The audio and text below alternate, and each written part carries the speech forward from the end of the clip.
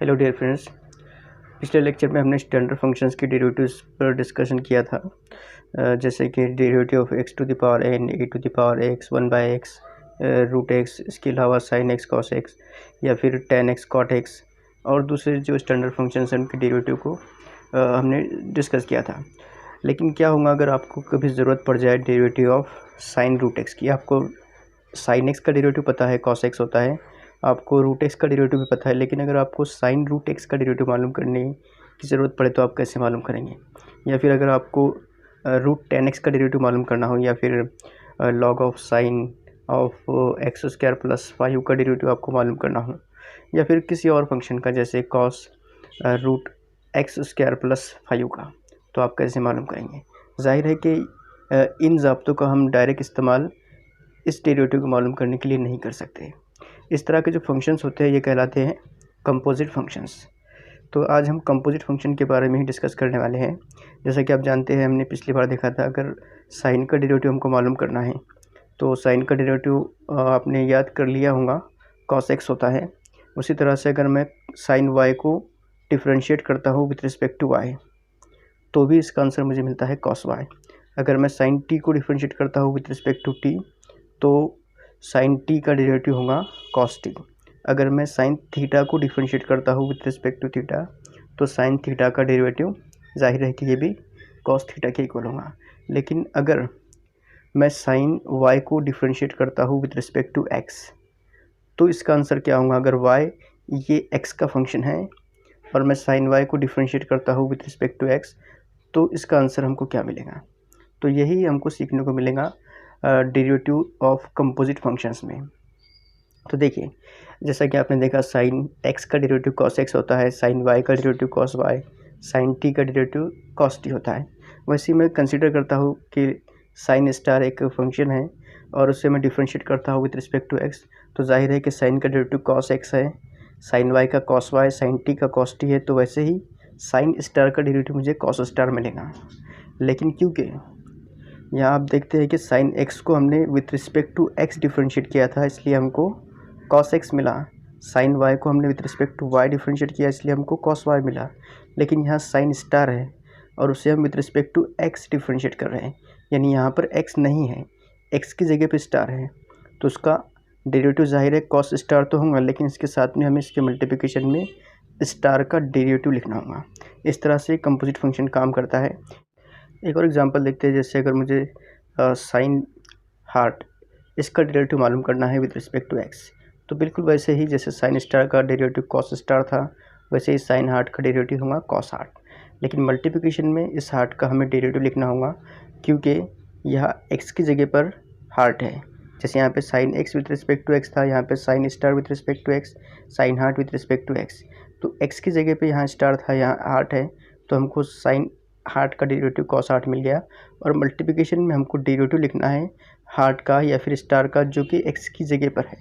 मिसाल के तौर पर अगर मुझे साइन वाई को डिफ्रेंशिएट करना है विथ रिस्पेक्ट टू एक्स, यहाँ पर एक्स की जगह पर वाई है, तो बिल्कुल इसी तरह से साइन वाई का डेरिवेटिव होगा कॉस वाई और कॉस वाई के मल्टीप्लिकेशन में मुझे डेरिवेटिव लिखना होगा वाई का। तो इस तरह से मैं साइन वाई का derivative with respect to x cos y d y by d x इस तरह से मालूम करूँगा। तो देखिए यहाँ पर क्या होगा, यहाँ पर जो डेरिवेटिव होगा साइन वाई का विथ रिस्पेक्ट टू एक्स वो होगा cos y into d y by d x, यानी आपको साइन एक्स की तरह यहाँ पे कॉस वाई लिखना है डेरिवेटिव और मल्टीप्लिकेशन में वाई का डेरिवेटिव लिखना है। इसी तरह से ये कंपोजिट फंक्शन काम करता है।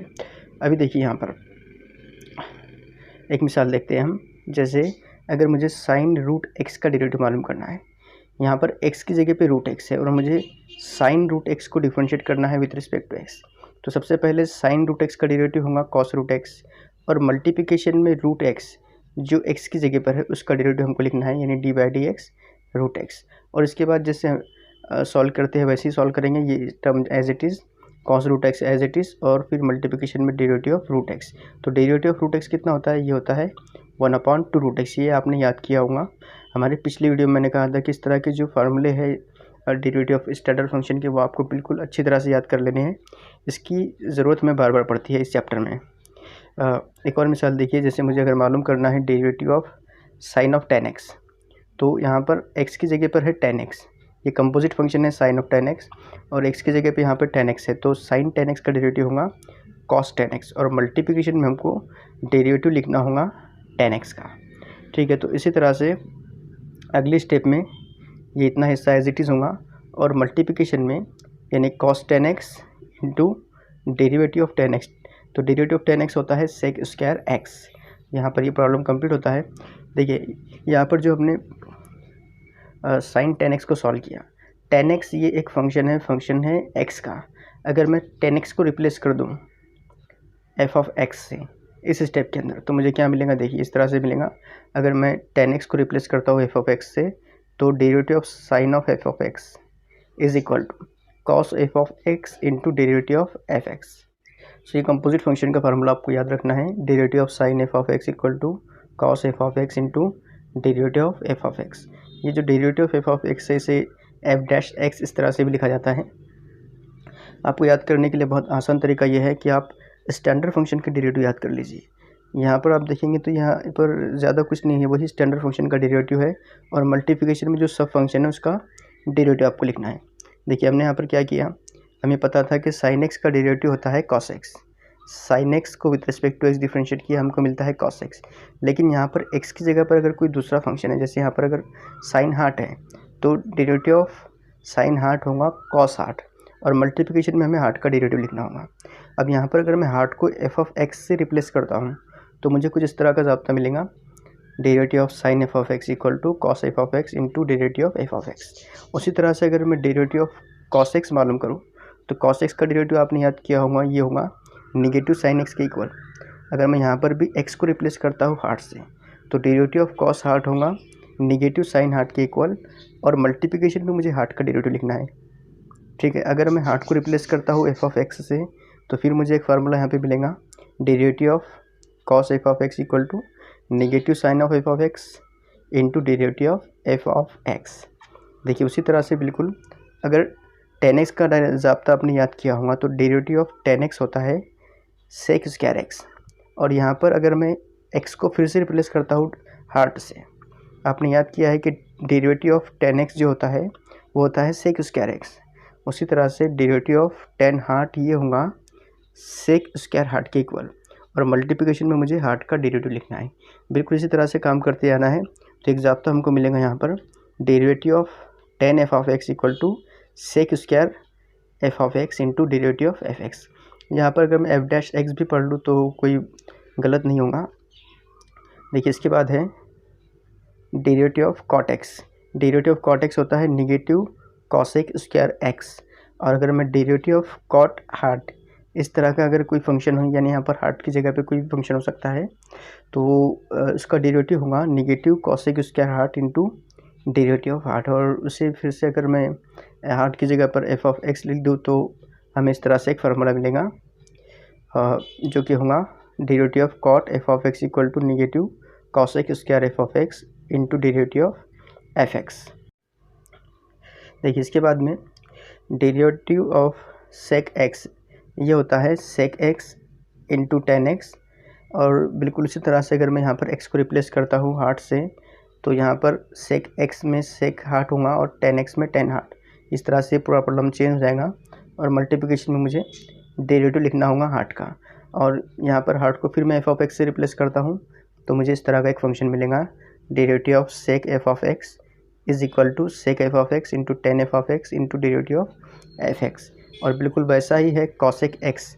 कॉसेक एक्स का ज़ाब्ता आपने याद किया होगा, negative cosec x into cot x, और फिर अगर मैं एक्स को किसी दूसरे फंक्शन से रिप्लेस करता हूँ, तो मुझे आंसर मिलेगा derivative of cosec f of x या डेरिवेटिव ऑफ कॉसेक हार्ट, जैसा कि यहाँ पर सामने आपको नज़र आ रहा है। तो वो हो जाएगा negative cosec heart into cot heart, और मल्टीप्लिकेशन में उसी फंक्शन का डेरिवेटिव आपको लिखना है। तो हमको एक फंक्शन या एक ज़ाब्ता इस तरह से मिलता है, कंपोजिट फंक्शन कॉसेक का derivative of cosec f of x होगा negative cosec f of x into cot f of x into derivative of f of x. तो ये सब आपको याद कर लेना है। देखिए इसके बाद में आता है number derivative of x to the power n का। तो derivative of x to the power n होता है n x to the power n minus one. अब यहाँ पर हार्ट लिखने की ज़रूरत नहीं है, आप समझ गए होंगे कि ये फंक्शन किस तरह से काम करता है, कंपोजिट फंक्शन। तो यहाँ पर अगर मैं एक्स को एफ ऑफ एक्स से रिप्लेस करूँ, तो मुझे कुछ इस तरह का ज़ाब्ता मिलेगा। X to the power n is equal to n x to the power n minus 1 है, x की जगह पे यहाँ पर fx है, तो derivative of f of x to the power n is equal to n into f of x to the power n minus 1 और multiplication में f ऑफ x का डेरिवेटिव। बिल्कुल उसी तरह से एक और है, a to the power x is equal to a to the power x into log a, जहाँ पर a कांस्टेंट है। तो अगर मैं x को जो कि पावर में है उसको अगर मैं रिप्लेस करता हूँ f ऑफ x से, तो मुझे इस तरह का एक कंपोजिट ज़ाब्ता मिलेगा, कंपोजिट फंक्शन का डेरिवेटिव मिलेगा a to the power f of x equal to a to the power f of x into log a into derivative of fx। एक और है 1/x का डेरिवेटिव, आपने ये भी याद किया होगा, नेगेटिव 1/x स्क्वायर, और उसका कंपोजिट फंक्शन हमको इस तरह से मिलेगा 1/f ऑफ x का डेरिवेटिव होता है negative 1/fx square into derivative of fx। उसके बाद है रूट एक्स का डेरिवेटिव ये होता है 1/2 रूट एक्स, तो 1/2 रूट एक्स की मदद से हम composite function root f of x का ज़ाब्ता लिख सकते हैं 1/2 root f x into derivative of fx। देखिए अगला है derivative of e to the power x, तो यहाँ पर हमको कंपोजिट फंक्शन मिलेगा e to the power f of x equal to e to the power f x into derivative of fx। इसके बाद अगर आप log x का डेरिवेटिव देखेंगे तो वो होता है 1/x। सो अगर मैं x को रिप्लेस करता हूँ f ऑफ x से, तो मुझे मिलता है log of f of x होगा 1/f of x into derivative of fx। ठीक है, तो ये सभी ज़ाब्ते आपको याद रखना है। जितने भी ज़ाब्ते हमने कंपोजिट फंक्शन के यहाँ पर देखे, तकरीबन 12 से 13 ज़ाब्ते हैं, ये सभी बेस है स्टैंडर्ड फंक्शन के डेरिवेटिव पर। अगर आपने स्टैंडर्ड फंक्शन के ज़ाब्तों को याद कर लिया होगा तो आपको ये जो कंपोजिट फंक्शन के फार्मूले याद करने की ज़रूरत नहीं पड़ेगी। सिर्फ एक तरीका है जो आपको जहन में रख लेना है, और उस तरीके की मदद से आप बगैर ज़ाब्ते का इस्तेमाल किए भी प्रॉब्लम्स को सॉल्व कर सकते हैं। लेकिन आपको स्टैंडर्ड फंक्शन के डेरिवेटिव पता होने चाहिए, साथ में जो रोल्स ऑफ डेरिवेटिव हमने पिछले वीडियो में देखे थे वो भी आपको बहुत अच्छी तरह से याद होने चाहिए। देखिए इसके बाद हम एक एग्जाम्पल देखते हैं। तो प्रॉब्लम में हमको डिफ्रेंशिएट करना है एक फंक्शन को विद रिस्पेक्ट टू एक्स, जो कि y is equal to root x square plus 1 इस तरह से दिया हुआ है। तो जब हम इसे डिफ्रेंशिएट करेंगे विद रिस्पेक्ट टू एक्स, तो लेफ्ट हैंड साइड में हमको मिलेगा dy by d x is equal to, और राइट हैंड साइड में हमको रूट एक्स स्क्वायर प्लस 1 का डेरिवेटिव लिखना है। So d by d x root x square plus 1। यहाँ पर हमने दोनों साइड को डिफ्रेंशिएट किया विद रिस्पेक्ट टू एक्स।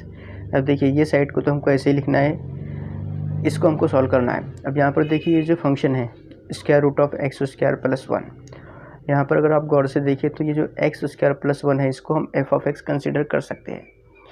तो अगर ये एफ ऑफ एक्स है, यानी हमको डेरिवेटिव मालूम करना है रूट एफ ऑफ एक्स का, और रूट एफ ऑफ एक्स का डेरिवेटिव हमने अभी भी देखा कि रूट एफ ऑफ एक्स होता है 1/2 root f x into derivative of f of x.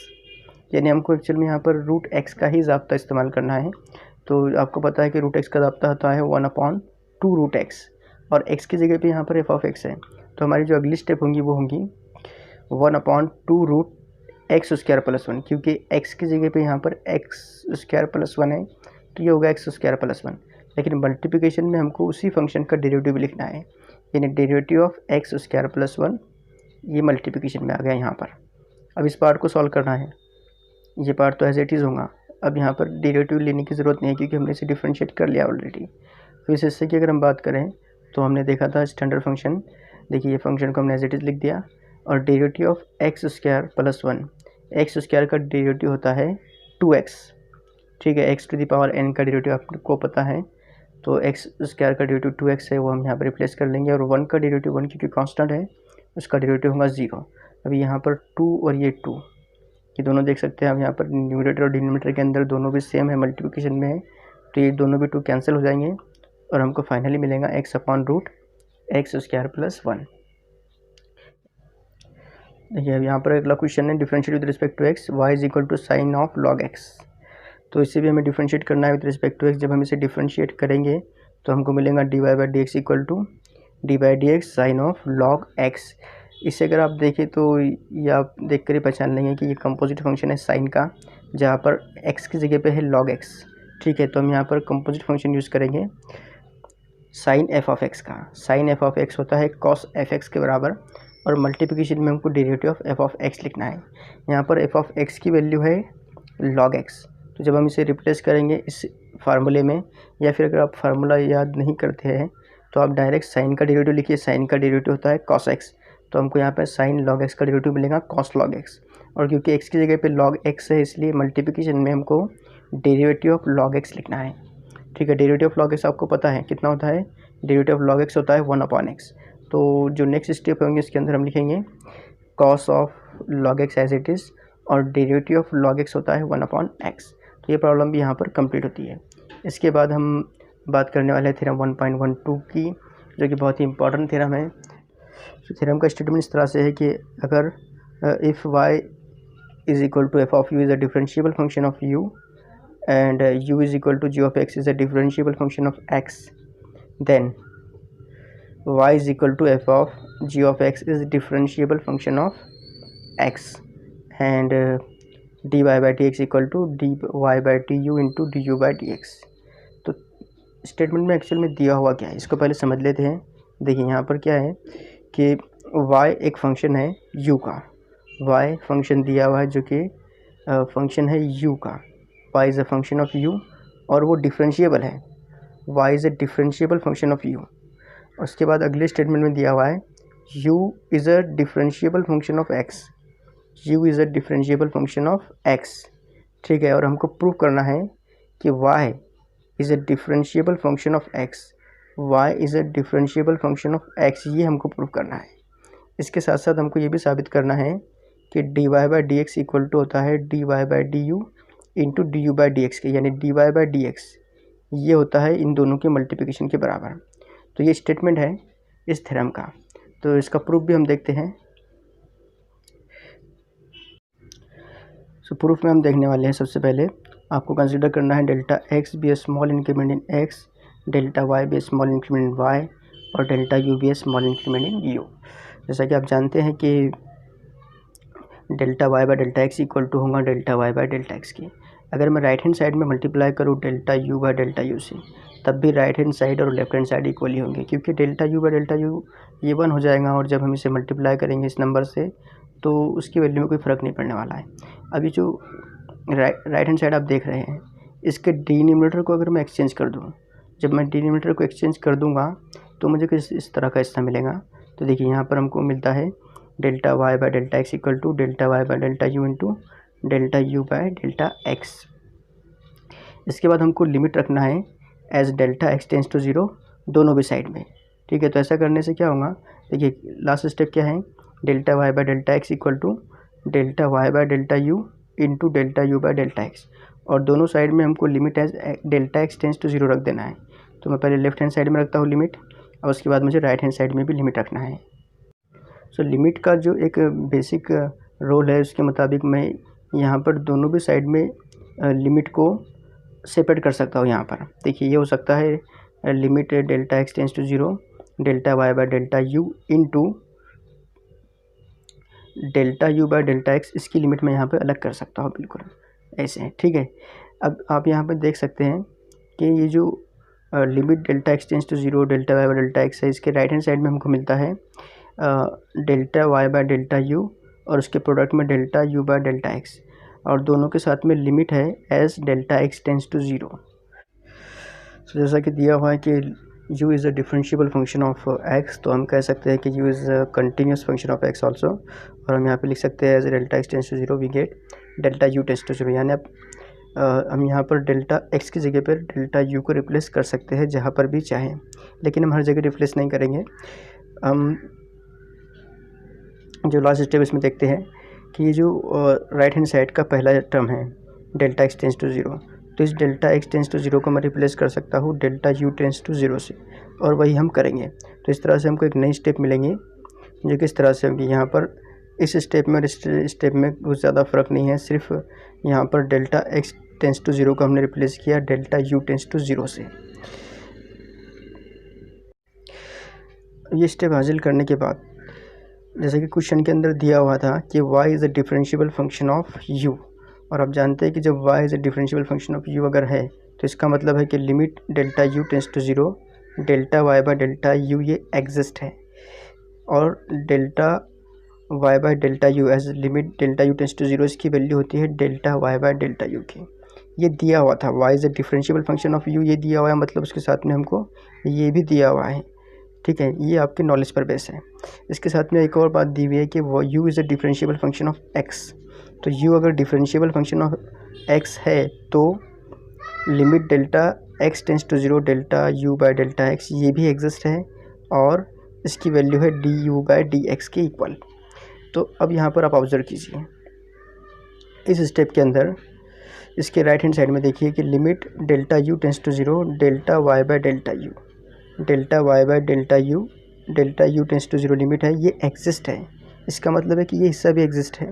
ठीक है, तो हमको ये पहला जो टर्म है वो एग्जिस्ट मिलता है राइट हैंड साइड का। अब जो दूसरा पार्ट है delta u by delta x, delta u by delta x as limit delta x tends to 0, ठीक है, limit delta x tends to 0 ये भी एग्जिस्ट है। तो जो दूसरी टर्म है वो भी एग्जिस्ट हमको मिलती है।